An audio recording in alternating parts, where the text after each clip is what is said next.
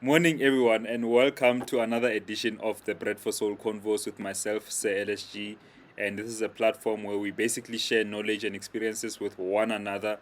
I've been so blessed, firstly, to have many people, watching the show, many people giving me reviews on what they think about the show, on the different impacts that the show has on them. But also, I've been blessed to have the many different guests who've been on the show and who've been so gracious with sharing their own knowledge and their own experiences about the music industry, just to help us help one another to navigate this whole music industry thing better. It's obviously very difficult, a difficult moment currently for a lot of artists with COVID-19 and so forth, but we'll get to that a bit with my guest. I've got on the show today such a guest as well who thankfully has agreed to share some of his stories and some of his experiences. People who used to call him DJ Kylo from Cape Town, and you might know him as JAZZUELLE. Welcome to the show, brother. How are you?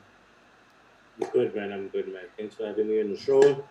And yeah, man, I'm ready to do this. I'm ready to talk about my Kylo days and everything else, man. Yeah, yeah. Let's do this. Let's do this, my man. I'm firstly, man. Like I really like I was saying to you, but I do mean it. Your contribution in the industry, like it's sometimes as artists when we make music, when we get out there, and it might feel like we doing stuff for our own fulfillment, and I guess a part of it is true that we're doing it for ourselves, but what we sometimes don't realize is the amount of people who now learn to love our music, who grow and sometimes even get inspired by our own music. How Yeah. would you, if when you look at your journey so far in the music industry, um, what is your feeling about where you are right now as a producer? How am I feeling about where I am right now? Yeah. Um, it's a fortunate position, man, because like I, when I decided that I wasn't going to study full time at school, which really pissed off my mother, by the way, because she really spent a lot of money taking me to private schools and whatnot. And so, like, when I made the conscious decision, it was a bit selfish as well, Mm. because I was just like, nah, man, I don't want to do anything else with my life, man. This is what I want to do. And as a kid, you're not really, you don't really see the consequences of your decisions, you know? You don't really see the foresight of how the journey is going to be. You just see the glitter and the glam. Mm. And I think that's why she was very, very, very angry at me, because she was just like, you don't know what this will do. And coming from her perspective, she the only way she saw success is your job, your 9 to 5, your family. You go to work, you come back, done. You can do this as a hobby. And I was just like, this cannot be a hobby. It's not a hobby, man. Like, I can feel the music. It's talking to me. Mm. And so I always wanted to be an artist that literally lives what they do. I don't know. I never wanted like a job on the side. I always felt like if I have a job on the side, then it is a hobby. Do you know what I mean? Mm. I don't know why. Like I just wanted to. I think because I was also using people as benchmarks that were kind of doing it like 100%. They weren't doing any jobs on the side. But the way I failed was I failed to see the struggles they went through, Mm. Mm. that they never put out. And when I went through those same struggles, like when I was starting out in the scene, like I saw fire, man. Like I really, there were times when I actually doubted myself, and I was like, there were friends that were helping me, man, because I wasn't even eating. You know, there were days where I was not even eating, and my family is really small, and they don't really have a lot of money, man. Most of them don't even have jobs, so it wasn't like a situation where I'm like, hey, I'm out of food. Can you help me? No one was there, so I was like starving in Johannesburg. I was like, you know. So where I am right now is where I used to. It's a place that I used to dream about back then. Mm, You know that I don't want to be rich. I don't want to be well off. I just want to be okay. I just want to be self-sustainable and actually buy groceries and actually live. Doesn't matter where I live. You know what I mean? I could live in a shack in Soweto. I don't care. But as long as I have some sort of finance to actually finance my life, you know. So where I am right now, it's a very fortunate position. Not everyone gets to not have a second job or even a third job, man. Because some people even have 3 or 4 jobs to kind of like manage, you know. And so I'm really like, yeah, man, I'm really thankful to the Lord for putting me in the position that I am. I never take it for granted, you know. I never take it for granted, man. So yeah, it's a good place to be, bro. Basically, yeah, man, I love hearing that so much because I think you touched on a point that's sometimes a lot of the times overlooked, and I always try to push the this point on this show, the fact that you would have a dream when you're starting out in the music industry, and with the dream you've got as an aspiring artist, you've got snapshots of the successes that you would see, like you would try to yeah, model other people's successes, but you only seeing the successes because for the yeah, longest of time people have not been open about their own struggles about the music industry. And what we have mm, seen that doing, it's either you are strong enough that, or strong and or fortunate enough that you are able to avoid certain um, struggles that might completely destroy your life, or your yeah, life might be completely destroyed in the near future, even though like you were like the success was part of the dream, but some people even reach that success but then are like, okay, what else? I didn't realize that there would be other difficulties along the way. So I find it very important, bruh, for us to always share, or to share as much as possible, including success, but also similarly to share our own difficulties and failures, because that's how we teach other people not to go through the same cycle. You know what I mean?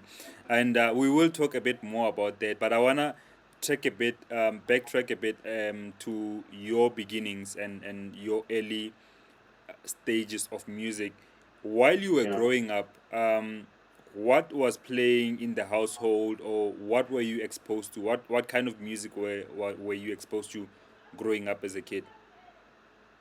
Um, I think in the different phases of my childhood, I was exposed to different types of music. When we stayed in my mom's first house, she took care of her sister's kids, my cousins. So I was influenced by what they were listening to. And back then, they listened to a lot of Kwaito, man, like Kwaito, like Mashamplane, Alaska, Trumpis. So that's where that was like my kind of like my kiss with music for the first time. It was like the first kiss, man, when I heard the Alaska. And I didn't understand this music, you know, I didn't really understand this music because back in those days, as kids, I mean, we were playing outside most of the time. You know what I mean? We didn't really chill indoors or so when I started spending time indoors with my cousins and they used to get these cassettes and they play because you know there was a record player in the house, but I didn't really care about it. I thought it was like a decoration thing, right? I was Yeah, like, what is this, because no one man? was You know? allowed to touch it, probably. Exactly, you know? Yeah. So when they started playing cassettes from the Alaska, Trumpis, because I stayed with 2 cousins and, you know, they had different tastes. And then one loved Alaska, one loved the Trumpisi. And, yo, man, like, that's how I actually started listening to music or electronic music per se, Yeah. you know what I mean? Yeah. And then yeah, you know, as time went by, we moved to another house, my mom's house, and I was living alone. And for some reason, I think it was because I've always been a loner, man. I after my cousins went out of the house, I was just like secluded. I was just always by myself, you know. So I started listening to a lot of music on radio, and I actually started listening to 5FM. And yeah, man, there was a time I was listening to psychedelic trance music on 5FM, and I was listening to it religiously. Like I was so fascinated by this music, bro.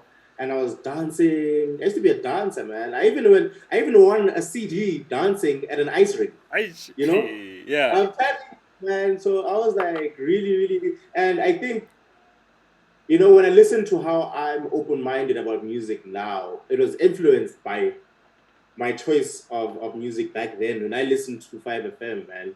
I remember there was a guy called Derek the Bandit on 5FM, and I used to like take the cassette and record the shows, bro. And the whole week, my mom would scream at me. She's like, "What is this? Boom, boom, boom, boom," And I loved it, bro.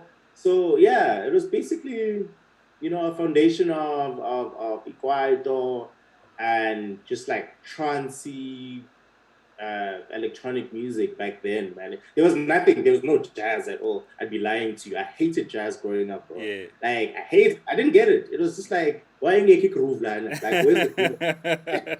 I You know what I mean? understood you. Yeah, So yeah, bro. Those are my childhood memories. Yeah. yeah. No, cool, man. And I want to ask you though about the club scene and the DJing scene specifically when it comes to Cape Town. Because I watched an interview that you did with Alan, and you were mentioning people like Pira and Kop. Those are some of the Yeah. guys that I know from Cape Town.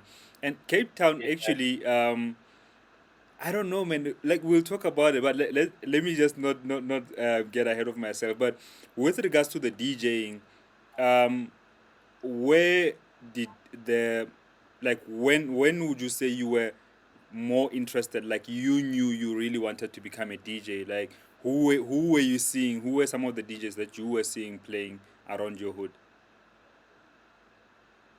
I think it was never about me looking at them as a source of inspiration. It was what I saw on TV, man, to be honest with you, because I never really had friends. Uh, yeah, I think I only had one best friend, and then if I wasn't with him, I was just at home chilling. And I remember this vividly, man. I used to. There was a time, I think it was like around 2000. It was 2000, but I remember it had to do with the millennium, and we were all scared that all the computers and TVs or whatever were going to switch off. Yeah. And I remember they had um, a broadcast on TV. I mean, I had the interest towards DJing, but it was just like on the surface. I was like, this looks interesting, man. But when I saw this broadcast of Brothers of Peace performing on TV and DJ Fresh, it was all over TV, and they Yeah. were playing. And I remember when I saw, I don't know what's this called because I don't play vinyl, but on the turntable, these spinning, what do you call that? You know those things on the turntable where The you actual hold when you're mixing. the actual wheel. Yeah, the wheel. Yeah. Yeah, yeah, yeah, yeah. Yeah. So when I saw the wheel, I don't know, man. Like the way they went like this, the way they something mesmerized me about that. Like Yeah. it completely mesmerized me. And just the figure of a DJ, just the DJ. That time I wasn't even like interested in making music, but just the DJ.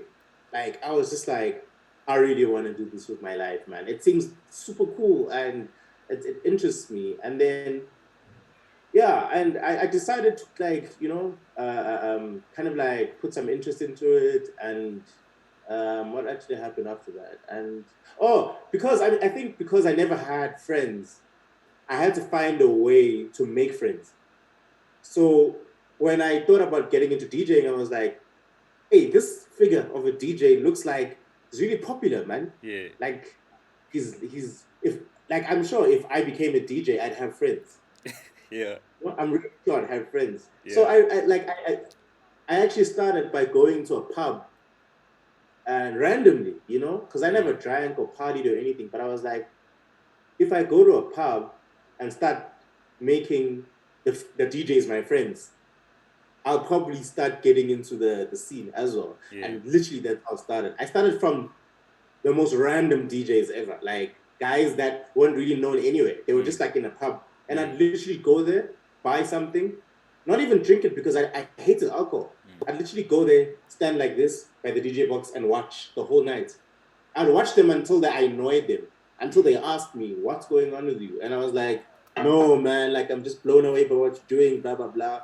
And slowly but surely, I started moving from crew to crew in Cape Town because I joined this crew and I'd be like, hey, but these guys aren't really doing anything, man. They're just playing and drinking. mm, What about this crew?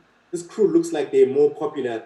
Ikasi, let me join them. mm, mm, No, that one now looks more. Let me go to them, mm, and that's how I kind of like eventually found myself to Abokop and Pira in them, mm, because I was like, hey, this guy's even playing clubs, man, at Voodoo Lounge in Cape Town. yeah. Let me just go to them. You know what I mean? Mm, And that's literally how I ended up with those guys, bro. yeah. And if you could explain, once you were now kind of part of the scene in Cape Town, how was the scene actually? Like, how was the house music scene? If you had to explain it, I've heard things about Voodoo Lounge too, but like, it was way before my time of actually even going to Cape Town. How would you Yeah. explain the state of the scene in Cape Town, specifically talking about house music back at that time? It was crazy, bro. I won't lie to you. Like the way house music, the classic house music, the ones that you heard in compilations and abo like what's this House Africa sessions and whatnot.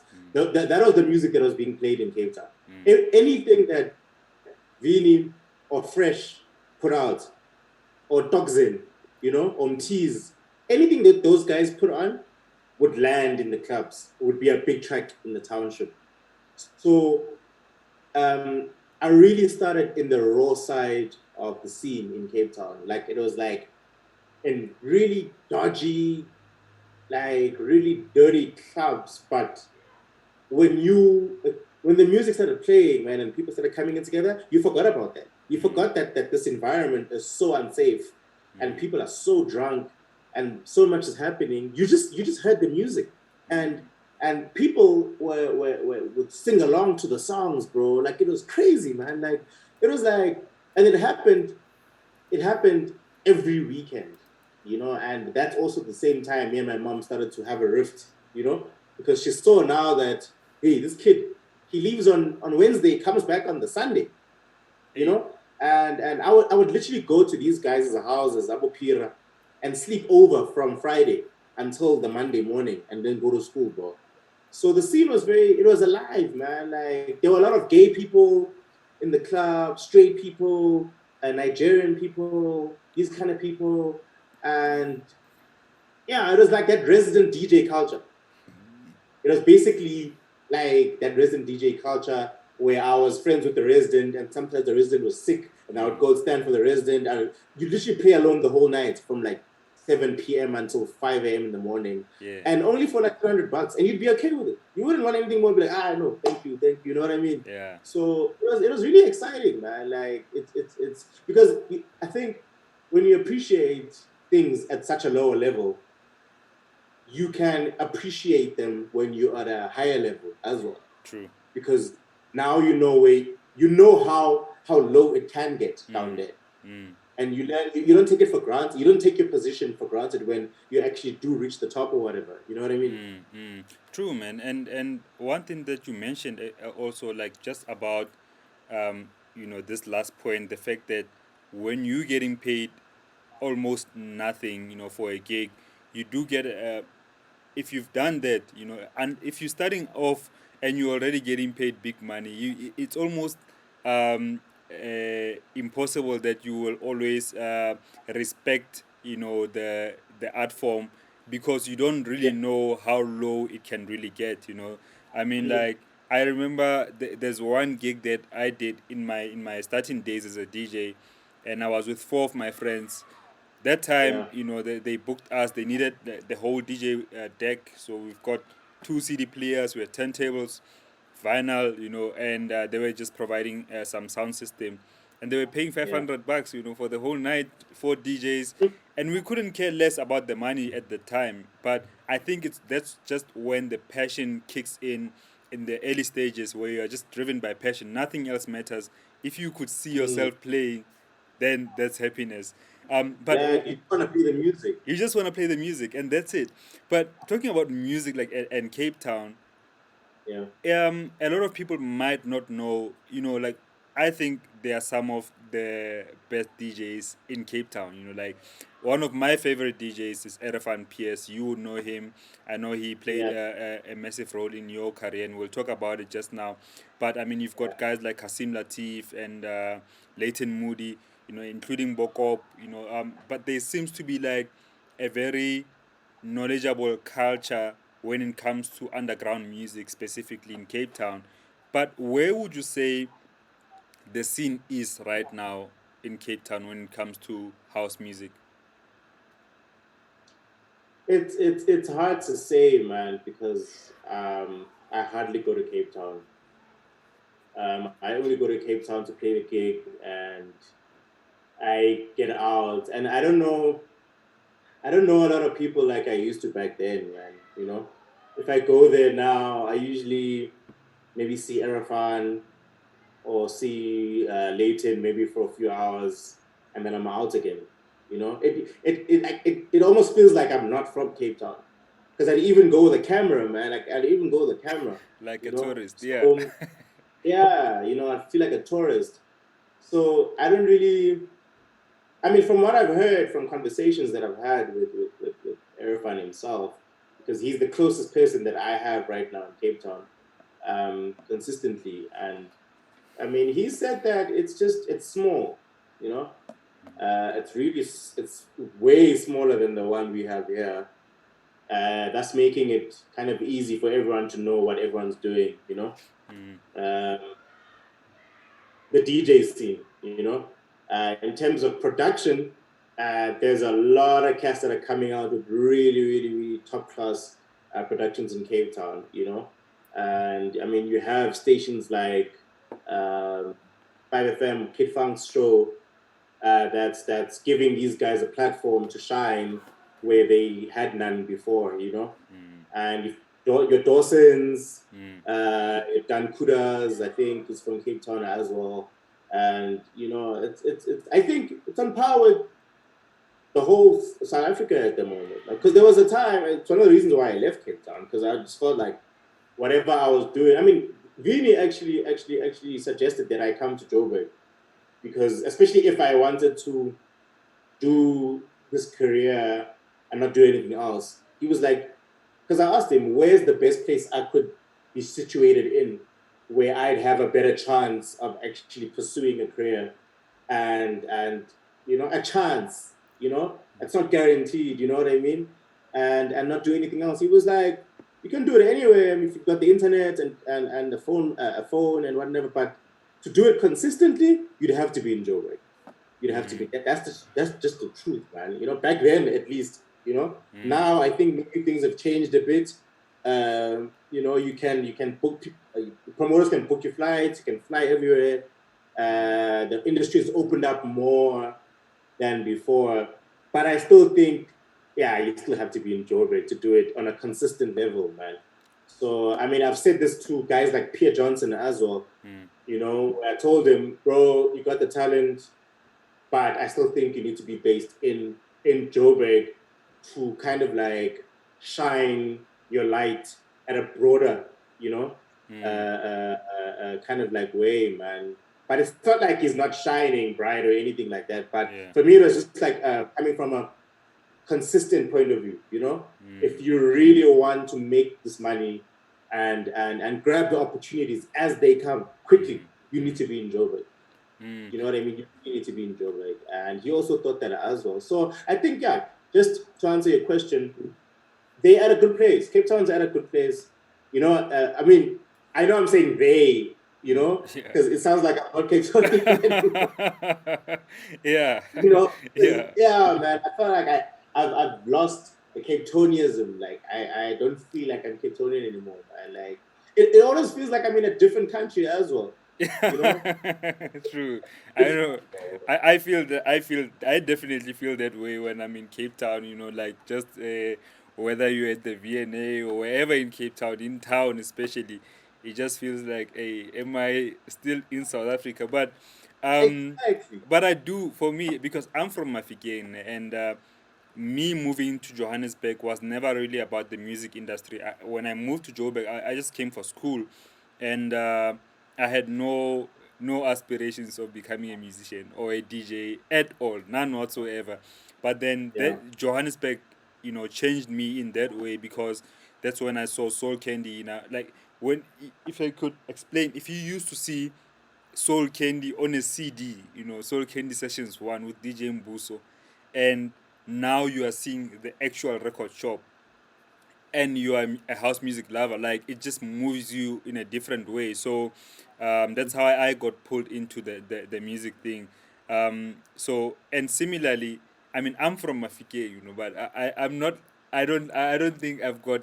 We share the same feelings with regards to our hometowns, because I still Yeah. feel kind of connected from home. But the point I'm trying to get to is the importance of environment, because Johannesburg, actually, it's all about the environment most of the time. You could have somebody. You don't need to be in a certain city to become a successful artist.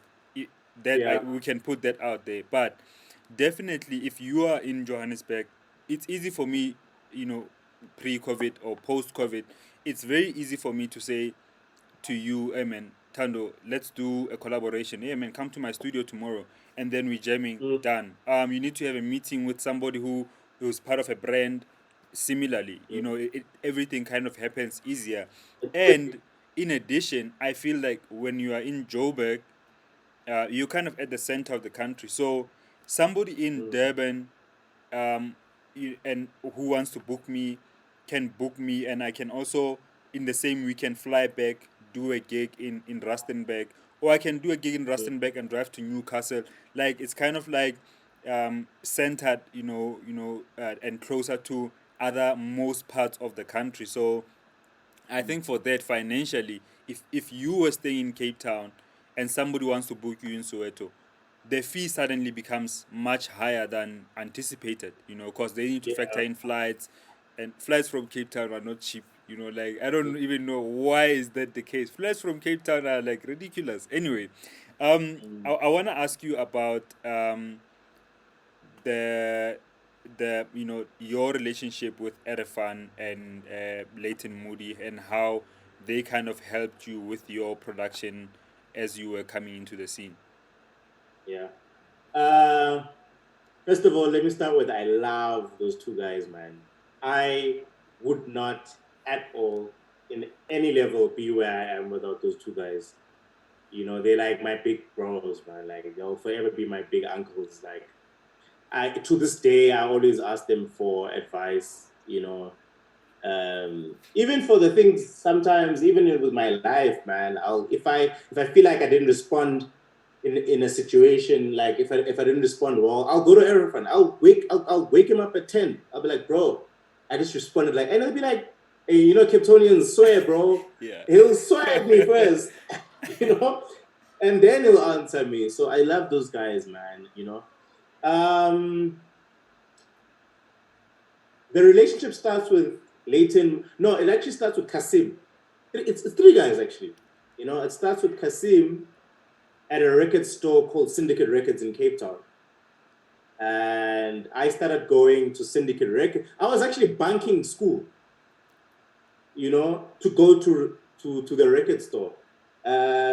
Fortunately, I went to this private school called Boston, uh, in town, and you could get out of a class without explaining yourself.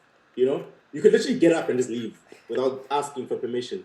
And hey, man, coming from a public school background, I abused that because I was like, "Ow, Mos, you shut up, Mos." You know what I mean? I was like, Like if I didn't understand what you were talking about, I'll just get up and leave, you know? So I think when I discovered Syndicate Records, you know, just the feeling of being in a record store for me was different. You know, it was my first record store ever.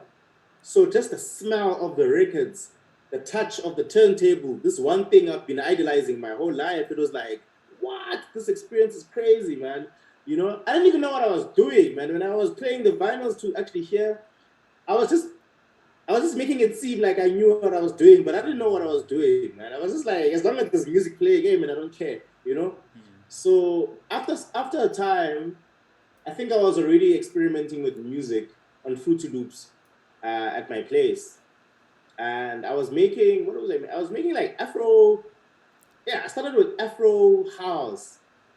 I think it was that period Tula the song just came out with his album, where it was like this wave of Afro House Yeah, interests, you know. all over the country. Yeah, and he had this enigma thing about him, you know, back then. Very mysterious, you know. He had this very ancestral thing, wearing tribal things. So I wanted to be like that as well. So I Yeah. started like dabbling around with Afro sounds, and I would bring them to the studio to Kasim. And yo, man, Kasim tolerated me for a long time. I was annoying. Like I was that kid that came with 8 songs a day, 8 songs a day. Like I'd be like, how do these songs sound, bro? And I was literally, he's working, and I'm literally disturbing him every day. And I think I just wanted to feel accepted by them, you know, there in the record store. So I came with like songs every day, and Nyambona that he's not really listening, he's just doing it so I can feel like, you know what I mean? Because Yeah. he saw that I needed someone to listen to me, you know. And after some time, you know, there's a lot of people I saw coming to the record store and everything. And this question changed my life forever. I went to him and I said, bro, if there's one artist that you know, that you trust, that knows production, who do you think can help me be better? You know, who do you think can give me, you know, some guidance? And he was like, bro, I'm not gonna lie to you, Leighton Moody. I was like, who's that, bro? Who's that? He's like, he comes here, man. He's a colored guy, you know. He comes there. He has dreads, blah, blah, blah. You know, eventually Layson came one day and Kasim introduced me to him. Yo, man, I spoke my heart down. I was like, literally, like, it was like, bro, please help me. I was like on my knees, you know. I was like, please help me. This is what I'm doing. I need guidance. I don't really know what I'm doing. I'm just doing it from what I'm hearing from other songs, but I don't know what I'm doing. And you know, he listened there when he was there to listen to records. He chose to actually listen to my stuff, and he was telling me, I mean, he had a whole page, bro, and he was writing, this is the structure of the song, this is how many bars, you know, need to play before something happens. Maybe at the 49th bar, you must introduce this and blah, blah, blah. He was teaching me right there and there, you know, and I took that page home and I studied it, bro. I studied it more than I study my school papers, which pissed off my mom, you know. But I was like, because I was interested in this one thing, man, making music. So he started guiding me, and eventually he invited me to his house in Sea Point in Cape Town, you know. And yeah, he started guiding me from his studio. He showed me how to use Cubase. Leighton is the one that actually took me away from Afro House because he called it Ngwara music. And you know, I don't know, it's that sound that do do do do do do do do do. He calls it the Ngwara beat, you know. Apparently that's what it's called. And he's like, fuck that shit, bro. This is music, deep house. You need to listen to this shit. You know what I mean? The Frankie Knuckles and you know what I mean, your Todd Terrys. And I was like, but I like this. He was like, no, it's bullshit. This is what you need to listen to. And, you know, it hurt me because I was like, Marabatulo, I want to be like them. He's like, no, bro, this is the gospel. This is what you need to listen to, you know? So gradually, and the thing is, I looked up to him, you know? So I wanted to make him happy. I wanted him to be proud of me. So that's how I kind of started listening to Deep House actually. And yeah, man, he taught me. I mean, my mom was actually helping me in a way. She'd give me taxi fare to go to Sea Point to the studio where we would have these sessions where he teaches me and everything, you know. And yeah, man, that's how I actually started learning. And Erafan was also at Syndicate, but I'm sure he's gonna see this, but I might as well say it. I never actually liked Erafan. You know what I mean? He looked mean, bro. He looked so mean, and yo, he was just one of that guy in the record store.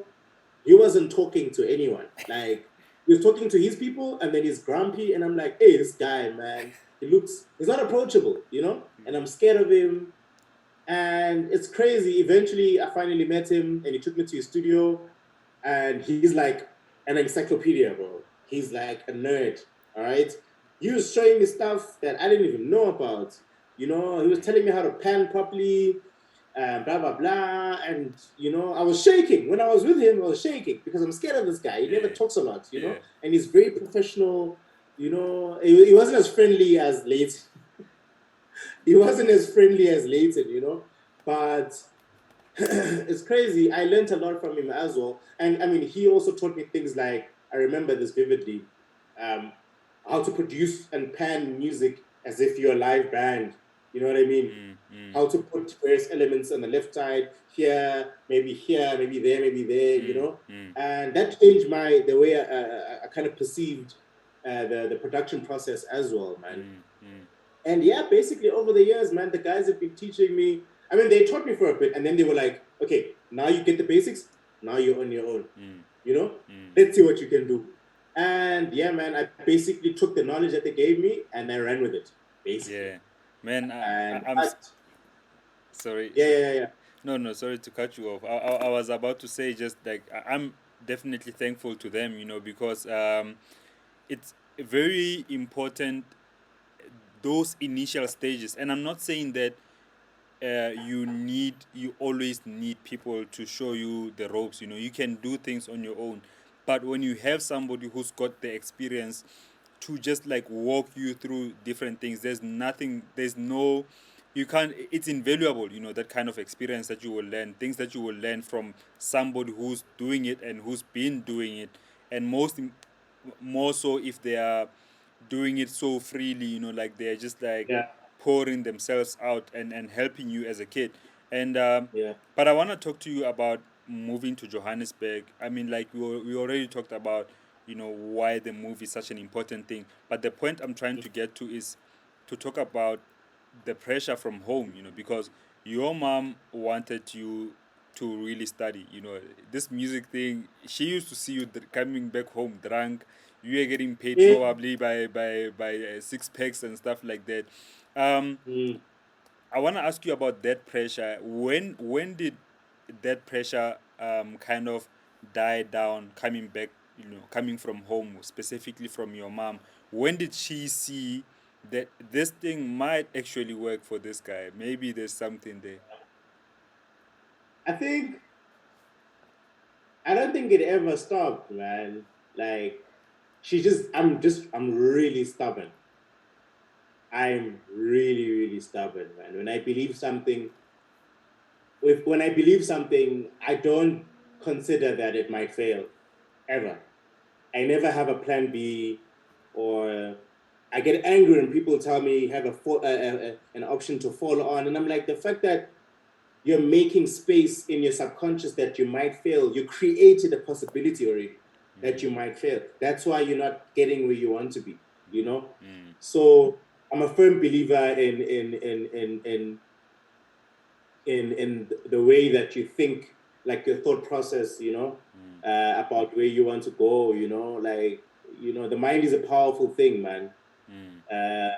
If you tell yourself that you might fail, or you're not sure, or you might not be as good as you think you are, then you'll never perform like the people at the top. True. You'll never perform like them. And that's why it's very important that you kind of like, you envision yourself as that person, even though you're not that person. You know what I mean? Not yet, but you envision yourself as that. It's like a cat that's looking at its reflection in the river. It sees itself as a lion. Yeah. It roars like a lion, but it's a small little cat. Yeah. So it's the same thing, man. That's really powerful. And I think my mom saw that I saw myself like that, and she just gave up, man. She was like, "There's nothing I can do." Because she cut me off for a long time, and I struggled, bro. I stayed in the most painful situations. I went through the most painful situations. I got myself with things. I got myself into things that were really bad for my health and psychologically. Corners that were really bad.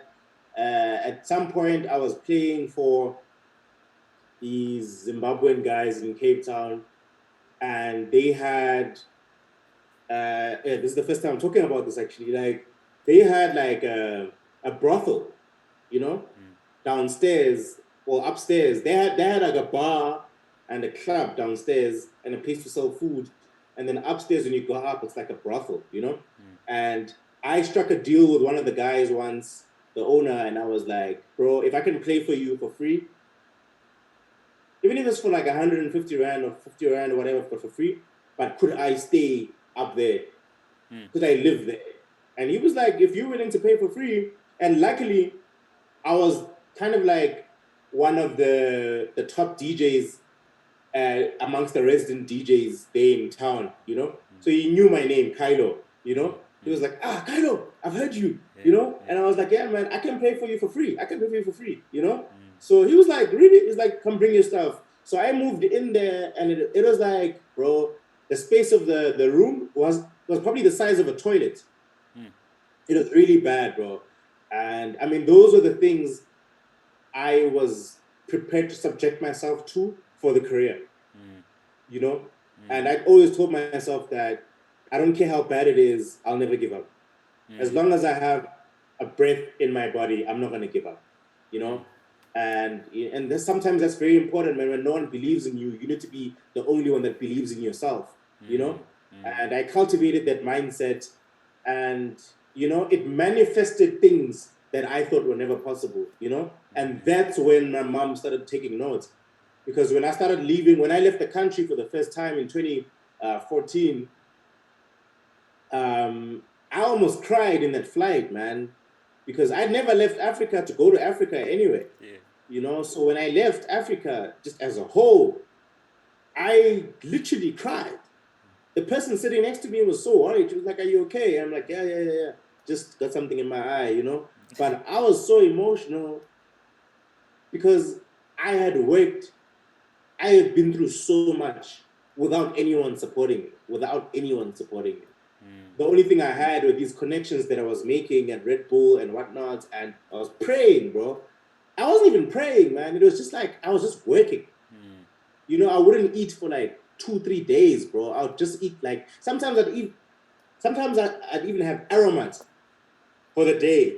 I'd be like that's how bad things were, bro. And I lived off favors for a couple of years, man. So when she heard that I was in Barcelona in Spain, and that's when I didn't talk to my mom for 2 years or 3 years, because she basically disowned me. Like my mother loves me, but I think I hurt her a lot when I quit school, because she was like, I've given you everything and you just want to be a failure in her eyes. So I had to prove not just myself but her that I could do this, and it wasn't a bad decision for me to leave school. And when I called her there, bro, and she was like, who's this with this weird number? And I'm like, it's me. Bro, she hadn't heard my voice in such a long time. She didn't even know who it was. And she was like, Aibo, like, what? Really? My son? And I'm like, yeah, it's me. She's like, where are you? I want to see you. And I was like, I'm in Spain. And she's like, what? What is that? And I'm like, it's Spain, the country. She's like, but how? How did you get to Spain? And I was like, I'll tell you about it. But I'm in Spain, and I just want to tell you that I love you and I miss you and I'm sorry for everything. And that's how she literally started coming back into my life. And even though she didn't understand what was happening, I was showing her. I was like, this is where I am. Look at this hotel that I'm in, man. We don't know these things in my family. We don't know this kind of life. You know what I mean? Even hotel life. I didn't even know that life. So it was like kind of like a thing that kind of like brought her back to me and awoken the love that she had for me again. And it's sad that I had to do that for her to kind of like come back to my life. But as it is, man. It is what it is sometimes. And yeah, when she saw the things that I was doing, she started coming back to my life, and she started it's not like she gave up, but in a way she did as well. But she was more like, okay, he did not kind of like become what I wanted him to become, but at least he's here. Mm. Let me help him out. So when I came back from overseas, she started helping me out with rent. I was still staying in the really shitty places, but she was helping me out with rent, man. She'd pay my rent, and she'd be like, okay, I paid your rent. You have another month to hustle a job. Back then I had to like find a 9 to 5 Mm. because I saw Josie, bro, I was starving to death. Mm. I was so thin, bro. I was so thin. And she was just like, yo, man, like, I'm gonna help you out. Me helping you out is me giving you another month to struggle and find a job. And I went to Look and Listen, I went to Musica and all these things, man. And I couldn't get the job. Like, I just couldn't get the job. I don't know what I was doing wrong, but I think because my subconscious was my, it was telling me that this is not you though. Mm. Yeah, you want this to survive, but you don't really want it at the same time. So it's not happening. Mm. You're not trying too hard because you don't want it to really happen, Mm. you know? And surely, I mean, gradually, she stopped helping me. And then I had other friends that were there's a guy called Just Native, you know? Mm. He's such an amazing human being, man. He's also one of the reasons that I wouldn't be here. I mean, he's also one of the reasons that I'm here. And I wouldn't be where I am without that guy's help and that guy's counsel. The way he calmed me down when I was panicking, bro. He came. I mean, I wouldn't eat for 3 days, and he would come and buy me food, man. It would save my life, basically. And one time, I was stranded somewhere. I had to go and sleep in a toilet at a mall. And this guy came, drove the next day, and he was like, bro, I don't have a lot of money, but I'm gonna pay your rent for you for 1 month. And he gave me that last chance. And bro, if he did not pay my rent that month, I don't know what would have happened, bro. I would have Mm. ended up in the streets. Do you know what I mean? Mm. So it's these little kind of like angels in our Mm. lives that people don't know about, and they don't want your gratitude.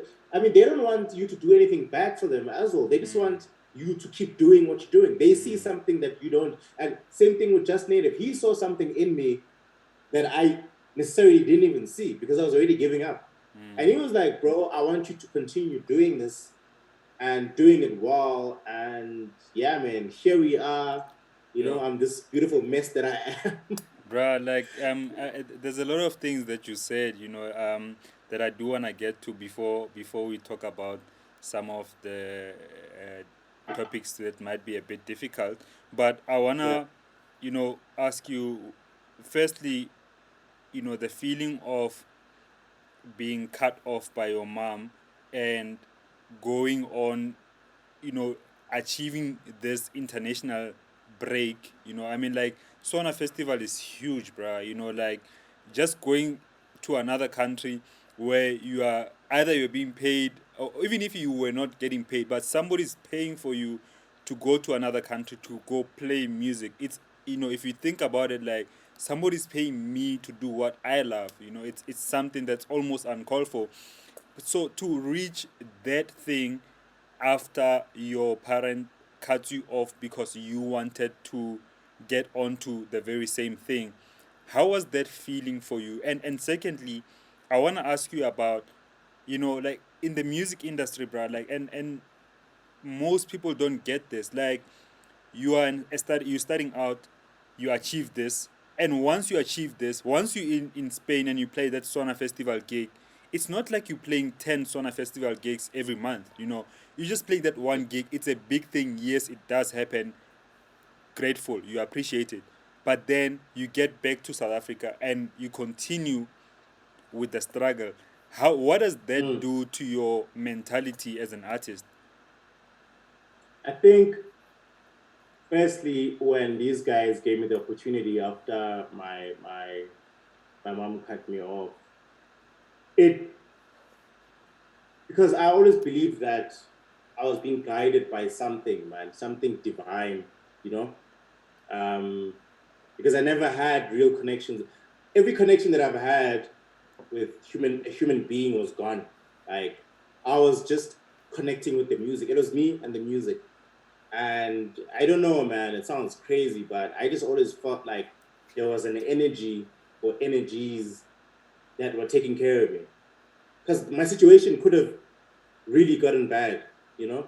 It could have really gotten bad, but it never really got that extreme, you know?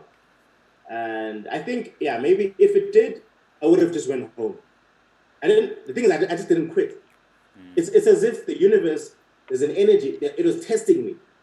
It was testing the extremes of my patience and resilience, bro. And I never gave in, man. And when my mom gave up on me, it almost felt like betrayal because she's always had my back, you know? It felt like a deep cut, man. Like I was like the one person that's always had my back through everything. Because I never had a dad, you know. My dad's there, but he never really took care of me. It was just my mother was my father and my mother at the same time, you know. So and that presented a lot of challenges for her as well, you know, because she wasn't ready for that. And when she cut me off, it was like, fuck, man, you know. So when these guys gave me this opportunity, it just felt like it wasn't a I told you so. I told you I'd make it. Like it wasn't that type of ego, man. It was just like I needed this to happen to kind of tell myself that this wasn't a mistake, you know, because I was starting to feel like maybe I was wrong after all these years. Maybe I was actually wrong. Maybe I could have just been a guy in an office and whatnot, you know. I was getting tired, man. I was like, ah, man, flip, I might as well just go be an office person or even work at a mall, man. I don't care, man. As long as I'm making enough money for rent or whatever. And when that happened, that Sona gig, it was like, oh man, like it was basically just the nod that I needed that this was the right decision that I took with my life. Yeah. You know. So when I got back after that, something happens when you go overseas for the first time to pursue what you're pursuing, man. Like you see things suddenly everything is possible. You know, suddenly you see the level of what you're doing could be. And I believe whatever this thing that I feel like is always guiding me in my life, I feel like it was trying to show me that you're not there yet, but this is how it could be if you stay focused. And that's how I saw it in my head. I was like, you could go back there. Yeah, now I've taken you there to taste this thing that you sow that you've sown your whole life to taste it. But you still have the groundwork to do. Don't get fooled. You still have the groundwork to do. So when I came back, it was like focus. It was never like, ha, I've made it. Ha, like people are telling me that I'm like, what are you talking about, man? You know, I'm here struggling to buy bread. Yeah. Bread, a loaf of bread, and you tell me that I made it.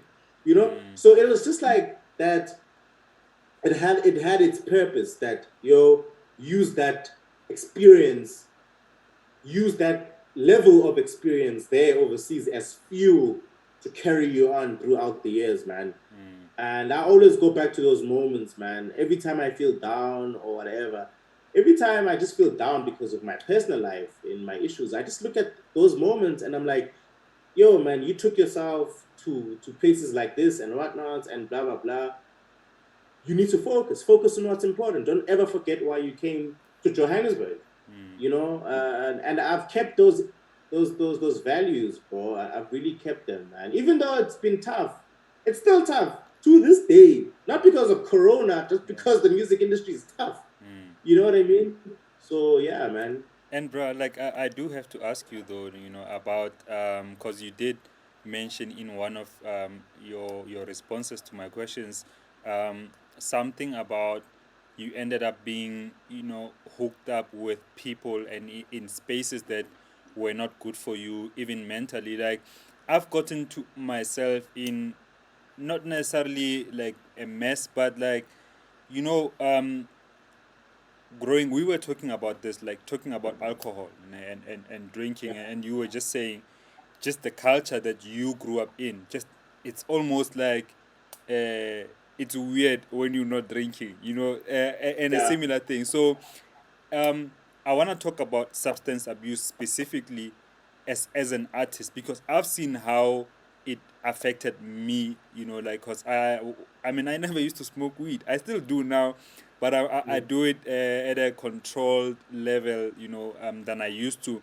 But what I used to do, yeah, bro, like I remember right at the end of, towards the end of my album, finishing my debut album, Moving Circles. This is 2017. That's when I mm, really got into smoking a lot of weed hectically, and I would do 4 joints a day type of thing. And for me, that's, I mean, it's okay for other people who see that as normal, but for me, it's mm, not normal. Like I began to see different traits about myself, like certain things that I used to be able to finish and focus on. I wouldn't be finishing those things. Like I would have tasks that I just leave pending because, I'm just rushing off to home to get, high and just chill or whatever, work a bit, and kind of dabble now into my career and not take it as seriously as I wanted to. And I saw my performance level dropping in terms of production work, and just in terms of my state of mind. And I do want to ask this to you: has there been similar things in your career where you feel like were kind of self-destructive in your progress? oh, definitely, bro. Definitely, bro. I've never spoken about this anywhere, but yeah, I've had a bad run with substance abuse, especially drugs. There was a time where I needed something to keep me alive, especially after my breakup with an ex. I literally went from, you know, a place in my life where I felt like I was in control, and I ended up in a place where I didn't want to live anymore, you know, because my happiness depended on that person, and it's something that I consciously did, and I never thought it was going to backfire. And I begged that person, that if you should leave me one day, this will happen to me. So please let's please promise each other this that it never happens, and it happened, and it's human nature, man. It happens. You know what I mean? People are not perfect. And when she left me, I went through the most difficult time of my life, man. I was a very shit human being to a lot of the people in my circle. I started losing friends in my circle, and because it started as just experimenting with drugs to taking them every week, just to not think about this person or the situation. And if I wasn't taking drugs, I was drinking. I was drinking a bottle of vodka every day, man. Every day. I would finish it every day by myself. Damn. And that happened for a while, man. Like, in a way, it wasn't really bothering my music. It was because I've got too much pride as well. I never want anyone to see that I'm going through a lot. And but deep down inside, I was basically, man, I was breaking in pieces. And it was such a it was such a difficult time in my life, man. Like, to a point where it ended up leading to almost suicide. And not a lot of people know this, but there was a situation that happened that I just couldn't take it anymore. I couldn't breathe anymore. Like, I've been suffocating in this abyss for such a long time, and I just didn't want it anymore. I didn't care about everything that I've done. I didn't care about family, nothing. I just wanted to disappear, bro. Like I wanted this thing to get away from me. And, luckily, I had close friends like Erifan that got me out of there, and Lazarus man as well, Something happened and then they were there when I needed them to be there. I mean, when I needed them to be there, and I got out of that situation. And like I literally gave up. Like, because I've been pretending to be strong for like a year or two, and it's been building up because I've never been talking. I wasn't talking about it. I was just getting high and drunk and aggressive with a lot of people. And at some point, I just like these things that I was holding on to. I was just like, you know, I just gave up, man, and I never thought I was gonna come out of that space, and it did its damage, psychologically. I started having anxiety issues after that. I mean, it's a period of my life that passed, but I feel like the substance abuse kind of like carried on for a while because I wasn't myself. I couldn't cope.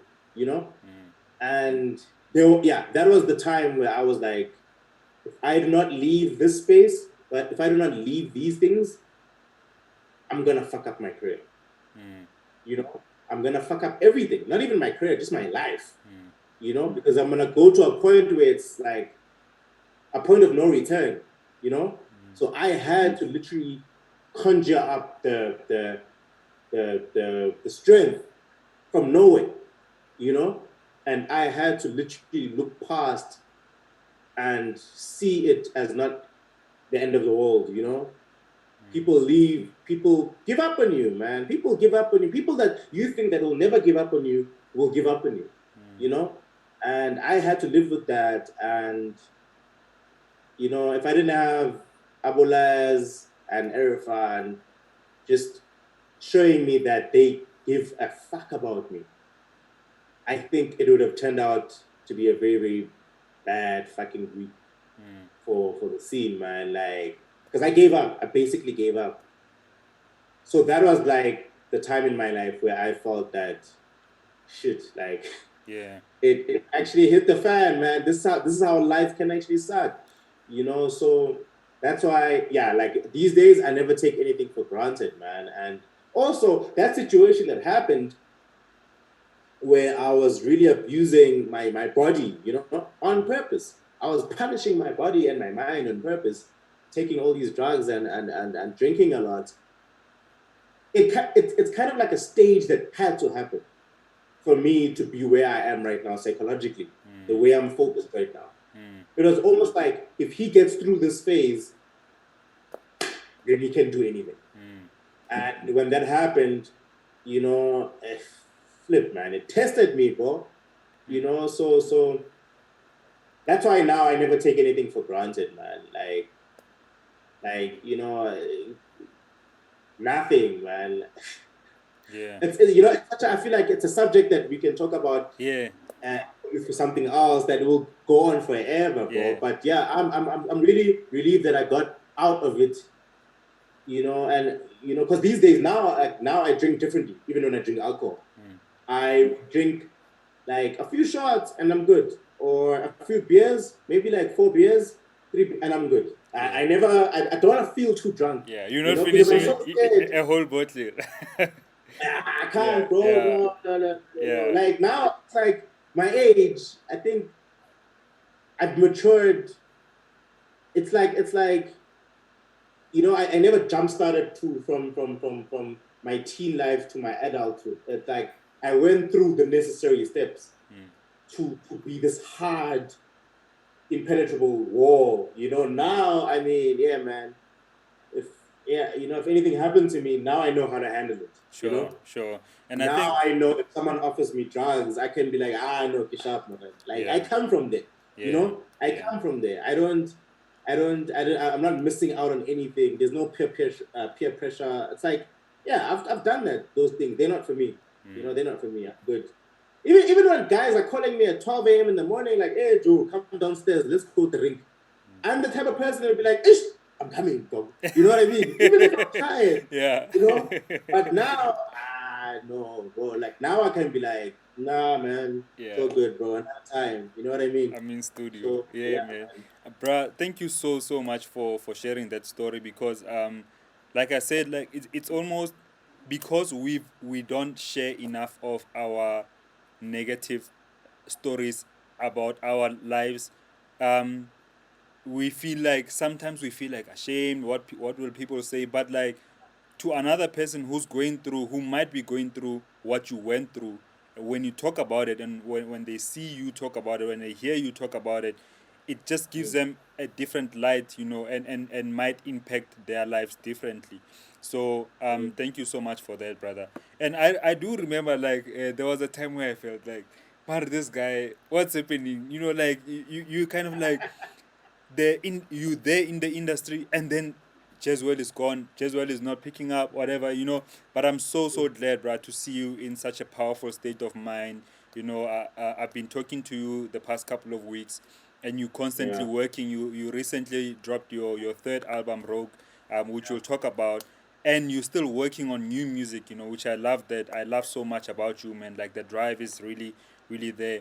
I want to take you back a bit again with regards to. I asked you this, and I'm gonna ask you again. Do you remember where we first met? Yeah, no, I don't. Let me tell you. Let me remind you. The first time I saw you, and we were.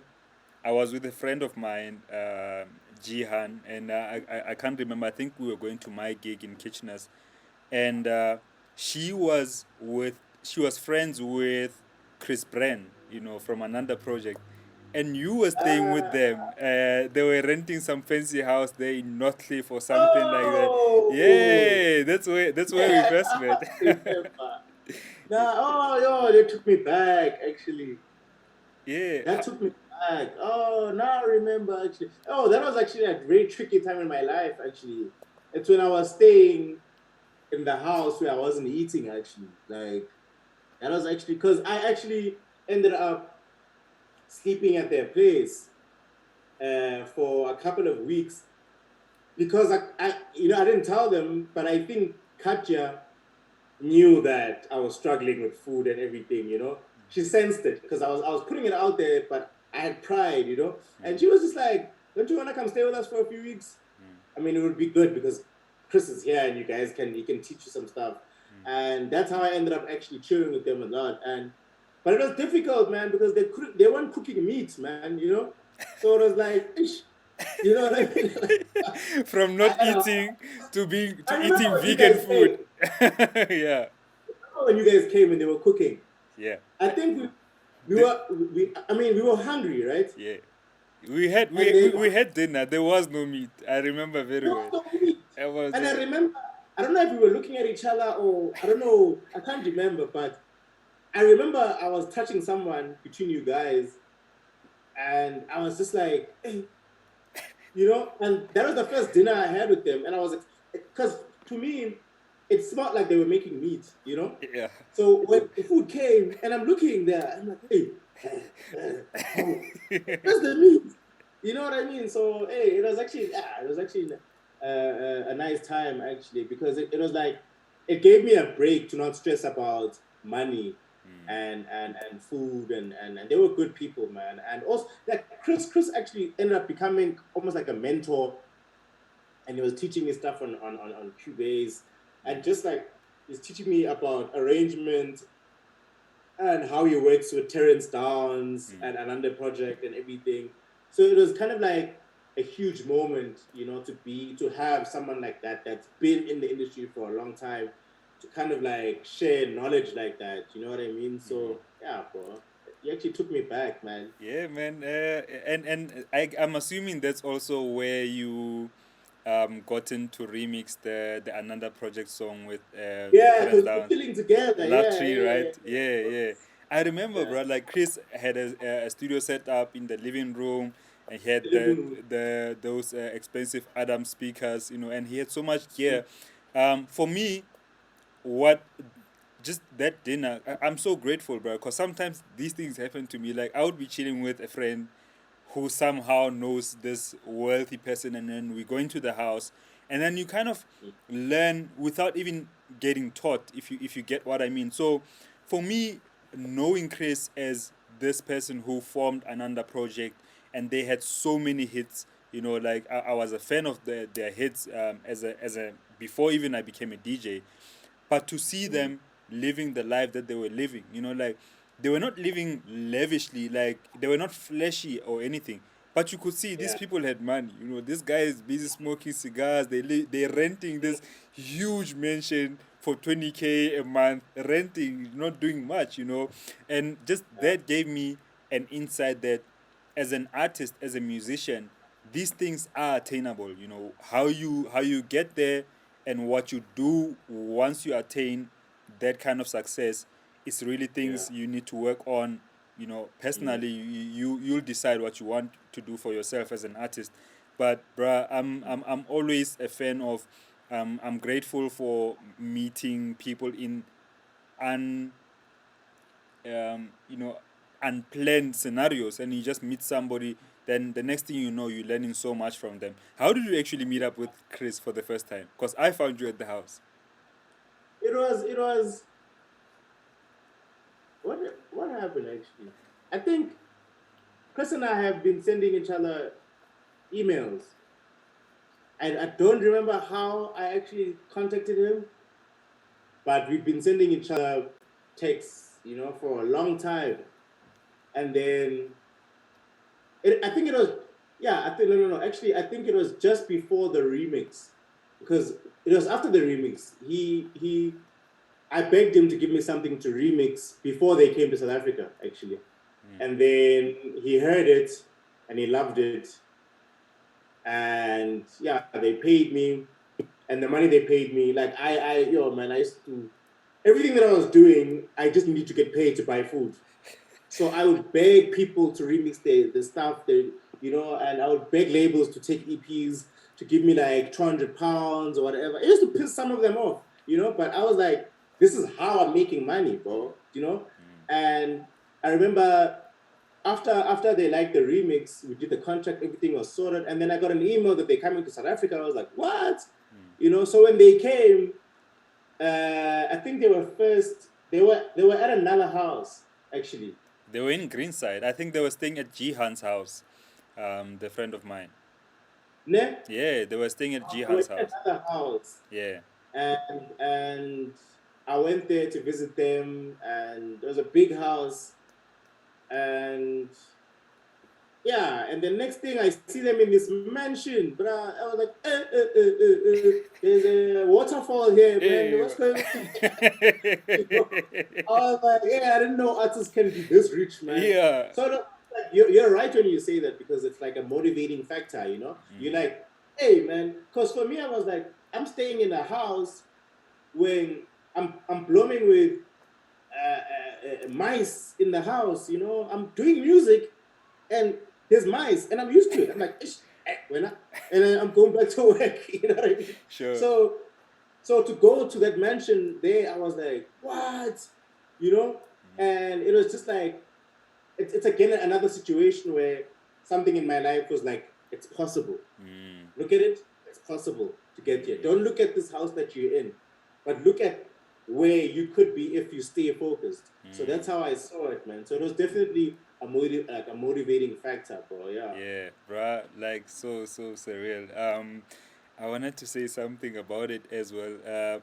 Oh yeah, just about Jihan, the friend of mine. So I've met so many people just by meeting Jihan, and I met Jihan through Andy Compton. The people who used Yeah. to stay at Jihan's house, or who have stayed while visiting in South Africa, like Fela Kuti's son, Sion Kuti, who's a trumpeter, I mean, like a saxophonist and musician from Nigeria, used to stayed at Jihan's place when he was in South Africa. Andy Compton, Kafele, QB Smith, Chris Brand, We can obviously. know for that. Yeah. Jihan is like the connect, like. And I remember on her farewell, and I went to her place. We did a farewell for her. She was moving away out of South Africa, bruh. The amount of well-known people who were there, I was like, I believe that when, like you say, and it's something that Black Coffee mentioned as well when he was on the show. He said that God will not show you something that's not attainable. Like, you are being put in certain spaces for a reason, and now I'm doing this show. I mean, I've worked on TV for 10 years, but on this show, I've been talking to, I've spoken to people who some television channels are unable to get for interviews. And it's not because I'm a great person or anything, like, not to say I'm bad, but like, it's mainly because I've been put in certain positions, and it just happened to make good relationships with people, with different people, and like that, I believe it's how I can grow this show based on my networks and just being a nice person to other people. I just wanted to get that out of the way. Let's talk about your albums, man. Like, you on your third album now, Rogue. You first released Circles in 2017, which was your debut. The same Yeah. year I released my debut, Moving Circles.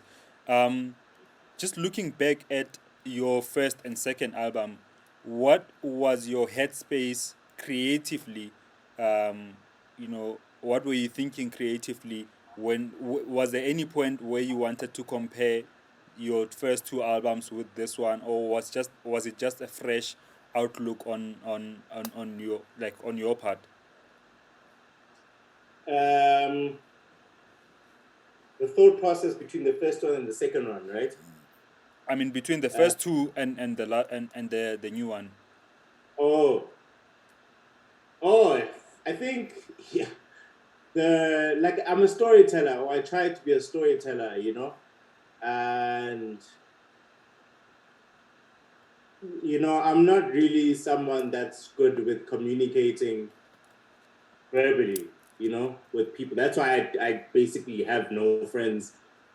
I've always just dealt with emotions quietly and with music, you know. So I think the stories in the first and the second album was all about my ex-girlfriend. I needed a canvas to paint these emotions because I was going through a lot, man.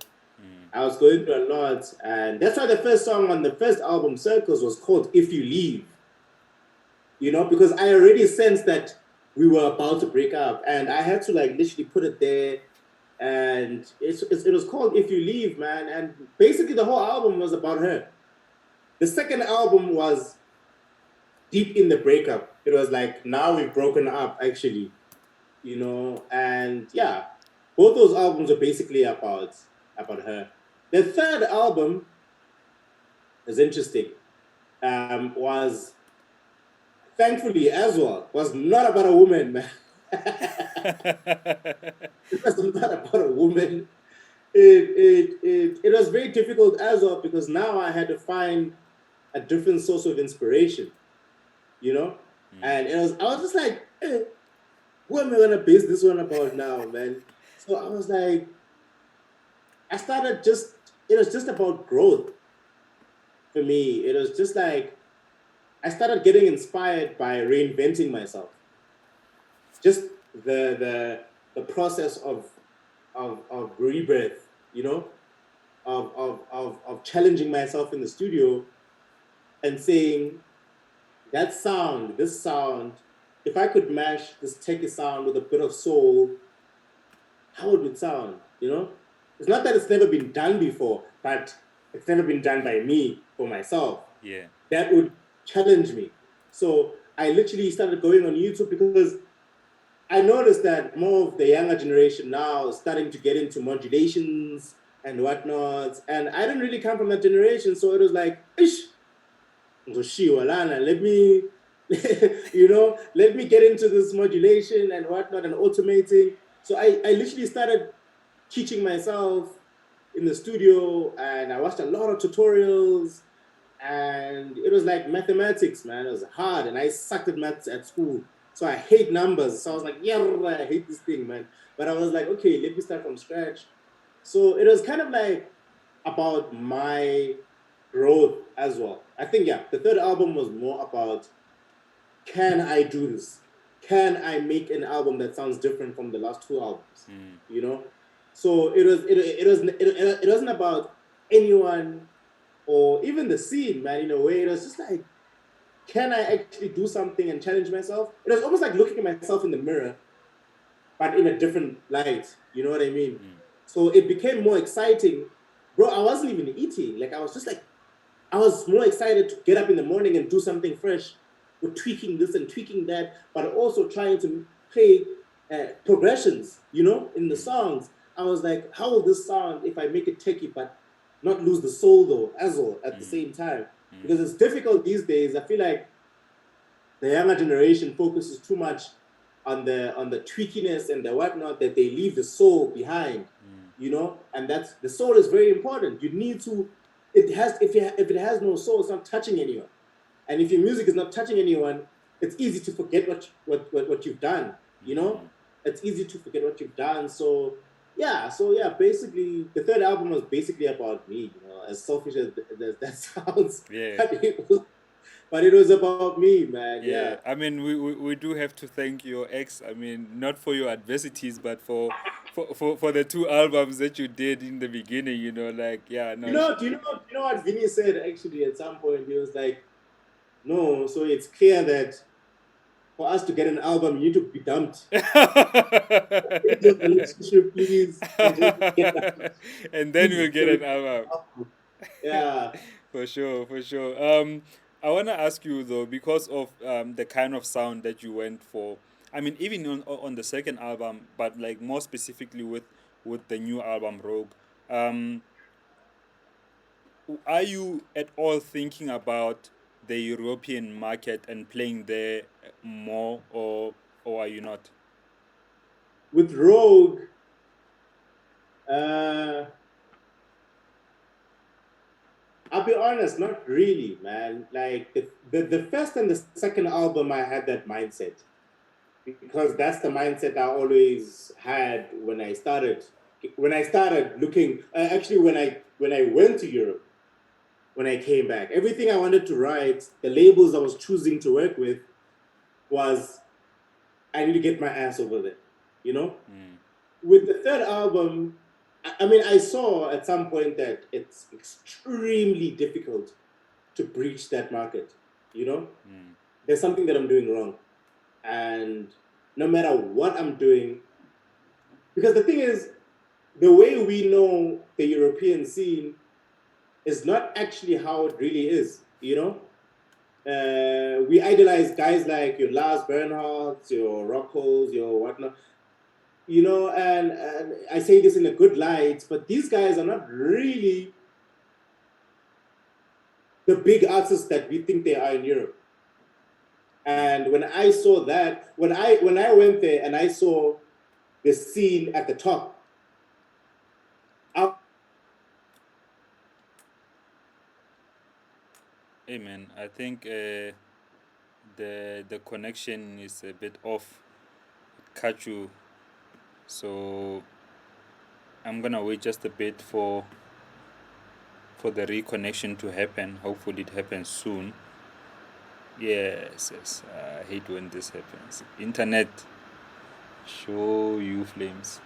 But anyway, so guys, Jazzwell does have a new album out called Rogue. It has 12 tracks, features people like Karabo, who's also kind of a newcomer in the scene, been doing dope stuff. I love his music. Simeon, I don't know the artist, but there's also Chronicle Deep, Debs Are the Soul. There's Dawson on the album too. And there's another newbie, like a guy called Zito Moa, who I heard on Kid Funk's show. I just like really like seeing new and fresh idea. I mean, fresh producers coming into the scene and really coming with some fresh sounding stuff. You know, because sometimes like the music can sound the same, guys. Like as time goes, sometimes the music can sound the same. But check out, you know, the this third album by Jazzwell called Rogue. Okay, we've got Jazz back. Yeah, man. You yeah, sorry about that, man. nah, it happens. Uh, I was saying, you know, so it was kind of like not disappointing, but I was confused when I got there and I didn't see these guys. And I started checking out the guys that were being put out in the scene there and that were really dominating. and the Tale of Us, and the Local Devices, and it was artists that I never really grew up listening to, you know.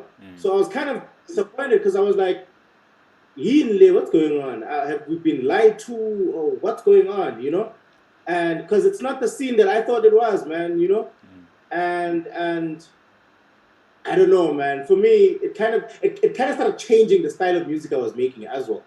Because now I was dabbling into techno, and because I was just like, oh man, if I make this style of music, I'm not gonna end up there. I need to change it.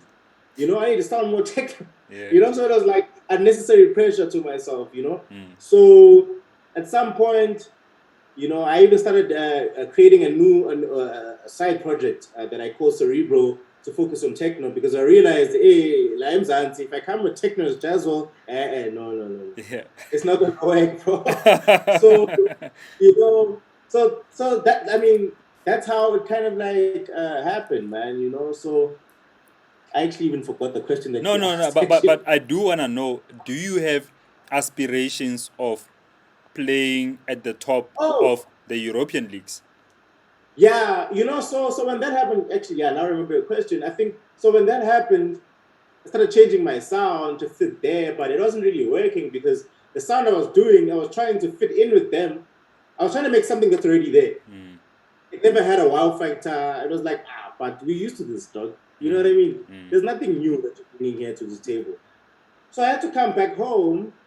So when I did the third album, it was more of I'm discovering more artists in the scene, in the underground scene, that are not scared to be creative, you know, in a very modular way or in a very techie way.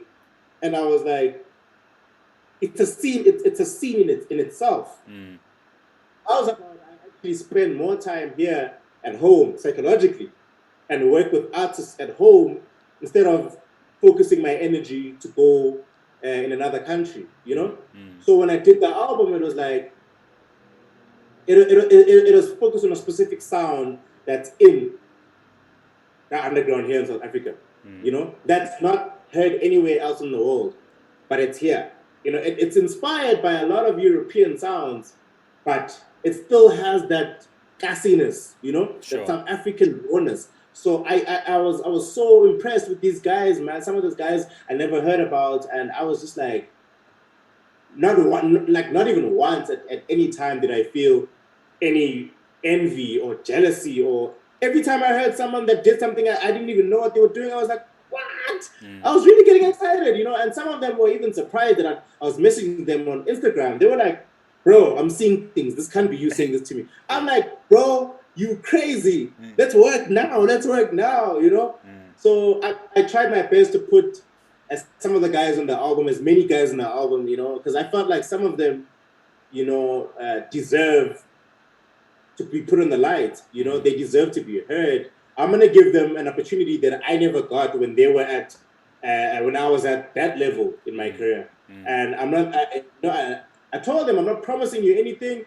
I'm not promising you invites by Rebel Music Academy or anything like that. But like, if someone can hear you on this level, you know, if they can hear this collaboration maybe on 5FM or radio or whatnot, and it can give you more opportunities, then my job is done, bro. Yeah. You know what I mean? Yeah. So I focused on the new album. So yeah, basically to answer your question, the new album, yeah, I never really thought about Europe at all, man. It was more about I'm doing this for the scene here. Sure. You know, I want to work with these guys to grow the scene here. I wanted, because maybe if Europeans are not taking note of me or whatever, maybe they'll actually take note of us, because now it's a scene. It's not just one person. Maybe they can even document the scene, because it's like we never knew that South Africa had a deep house scene like this or soulful house scene like this. Do you know what I mean? It's not because my problem all the time was like, whenever I go to Europe, it's like whenever they see you, they just hear Afro House. Yeah. And that killed me, man. And I remember, I mean, my girlfriend now always says that, what's this vendetta you have against Afro House? And I'm like, no, man, it's not anything. It's just that I want them to to hear that we're possible, we're capable of doing much more than that. I hear you. You know, not that it's less or more, but it's like we can make music that's not Afro house. When you see me, don't just see drums and shakers. No, we can do much more than that. Yeah. You know, we've got electronic people, we've got deep people, we've got soulful people. Like, you know, give us an opportunity to show you that we can actually compete with the best in the world. Sure.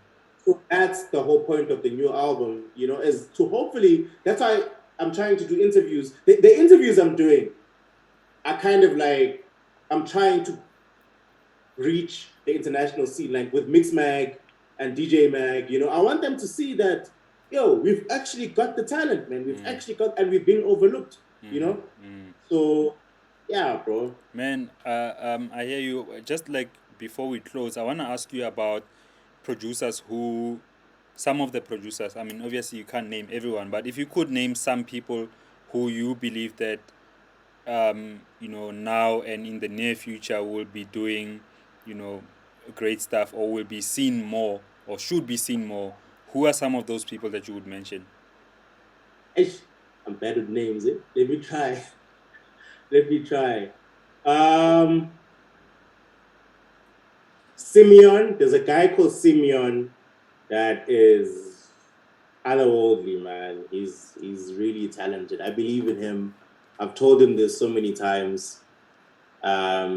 He's got the gift.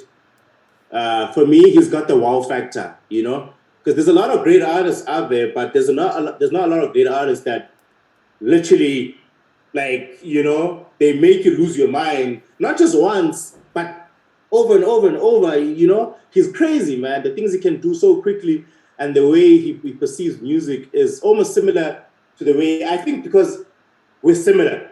I think that's why I actually like his style. It's because it's very similar to mine. You've got Chronicle Deep as well. He's one of the guys where caught me off guard as well listening to his song, and I was like, how did you do this? You know what I mean? I was like, do you know what I mean? So Chronicle Deep. You've got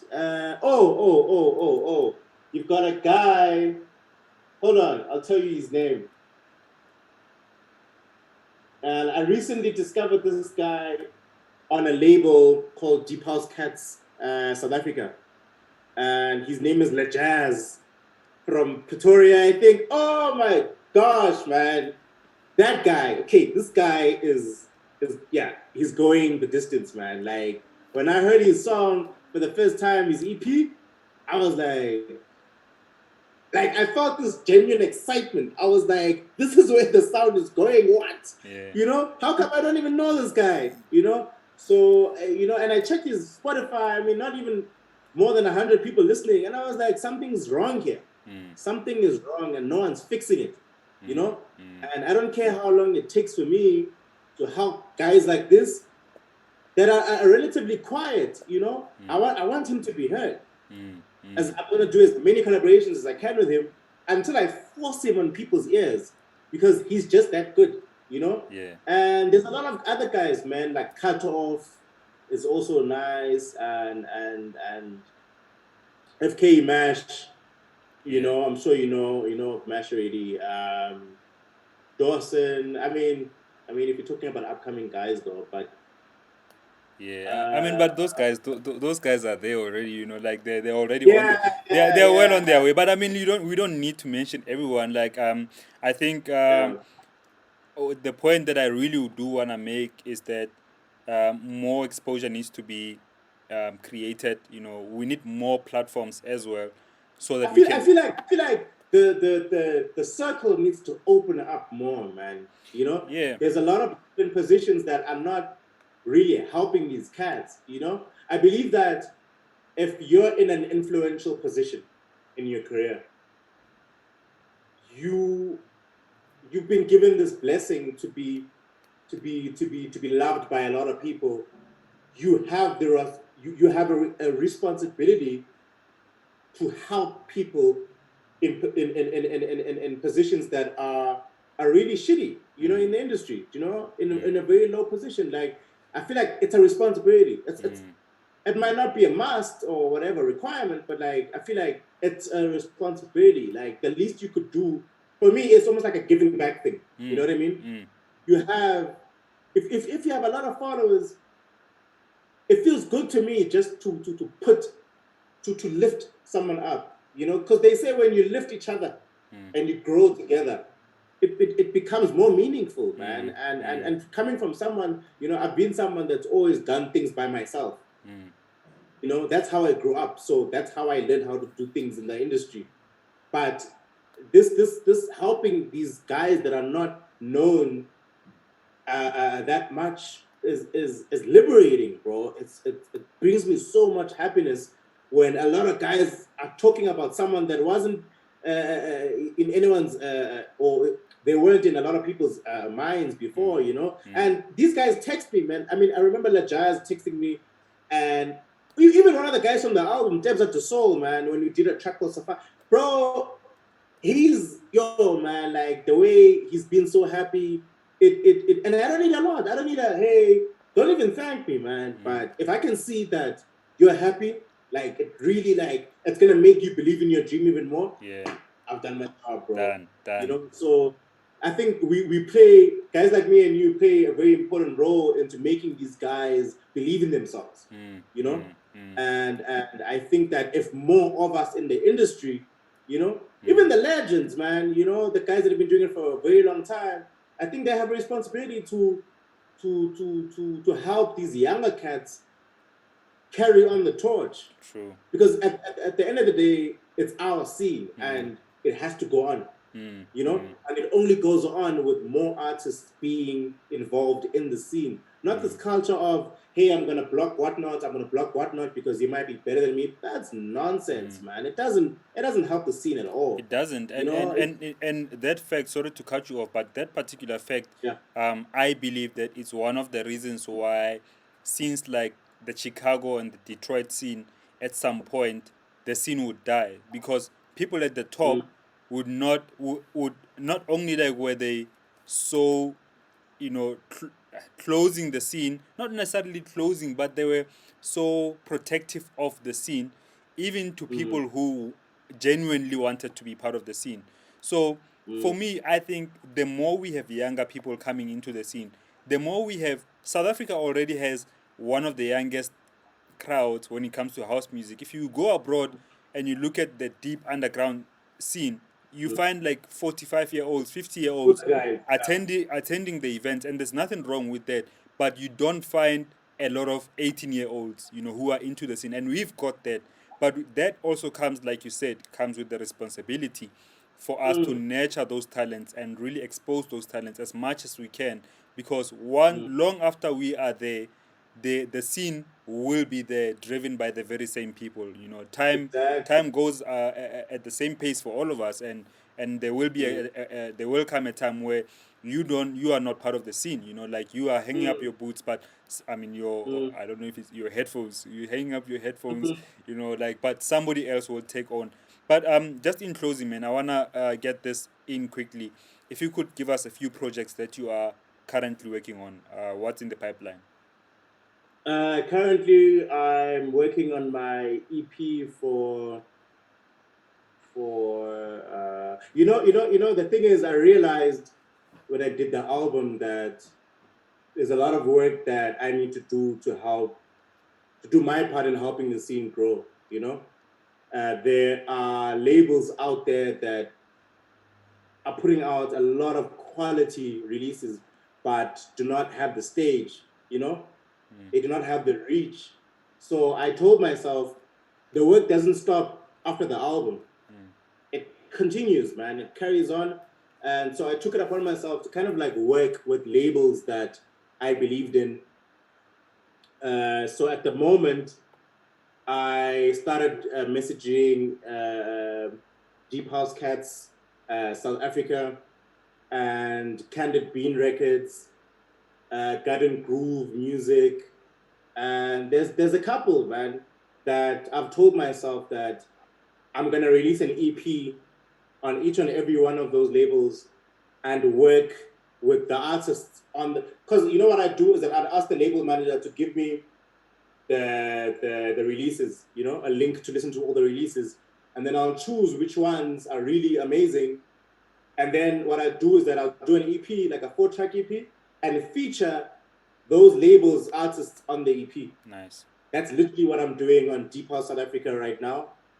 And I'm also going to do the same thing on Candid Bean Records. So for now, I'm finishing off the EP for Deep House South Africa, Deep House Cats South Africa, and then a couple of remixes that I'm doing for a couple of labels overseas. And I'm mostly doing that to get by, man, because of the times, you know, and if you get paid in euros, it's more money, you know what I mean? Yeah, yeah. So I'm basically just surviving and doing my part in the scene, man. You know, to kind of like help guys. I don't know, put the guys in better positions that they are in right now. Do you know what I mean? Especially right now, it's difficult for anyone that's pursuing the music industry to stay in the music industry because you're not making any money. It's easy to just hang up your headphones and be like, yeah, I'm done, you know? So I'm trying to do as much as I can to keep guys motivated Yeah. and myself, you know, Yeah. because making the music also just motivates you to stay in doing what you're doing as well, man. Yeah, no, I love that. I love that so much, man. I think we could talk the whole day, but let's pack it here, man. Thank you so much for sharing your stories and your knowledge. You know, like I really do appreciate it, brother. Bro, thank you so much, Ben. It's been therapeutical. Some of the things I spoke about within the interview, I felt like, yeah, they would like therapy, man. Like, I Yeah, don't know, you know, because I don't spend a lot of time talking to a lot of people, man, you know? And so it's like some of the things that I touched on were like kind of like, whoa, man, like I didn't know that I actually really went through that way. You know what I mean? So kind of like it's conversation is good, man. And I want to thank you for the show that you're putting out to the people, man. Giving people a different perspective of the industry from the artists that are in the industry. You know, so it's good, man. It's good, bro. man. Thank you. I mean, like you're not the first person to talk about the therapy thing because Really? firstly, like when Black Coffee was on the show, he was meant to go and see his therapist or be in a session with her, and Yeah. you know our conversation ran over, but like he said, you know, it was kind of like therapy for him to kind of open up about other things. Kulo the song Mm. said the same thing. So now I'm just thinking, maybe I must just charge these guys for therapy sessions, you know, and just become a therapist. get some Wow. get some extra money, yeah, there. Exactly, bro. But bro, Exactly. like on the real, I really do think that like you are such a talented person, bro. You know, like, and to see you grow the way you have grown and the mindset that you have right now, I can only wish you all the best, you know, and I know that you will reach whatever successes that you put your mind to. Like it's like that for everyone if we really do put our mind to it and we act on it and not just wish things to happen. And while we Yeah. are doing that, we're also helping one another. You know, it Yeah. everything will come back to you, man, tenfold or even more. So all the best to you in your future projects, brother. Thank you so much, bro. Thank you so much for having me, bro. Hater. And everybody who's watching the show, thank you so much for watching. Thank you. Please tag somebody in the comment section who might learn from the conversation or might simply just enjoy the conversation. But more importantly, please share the video so that more people can see the video, and let's get the word out there about this show. If we don't get a lot of support from anywhere else, you know, let's rather do it on our own, as Mm. good as we possibly can, and that's where I want to pack this. So thank you so much for watching. Let's remember to stay creative.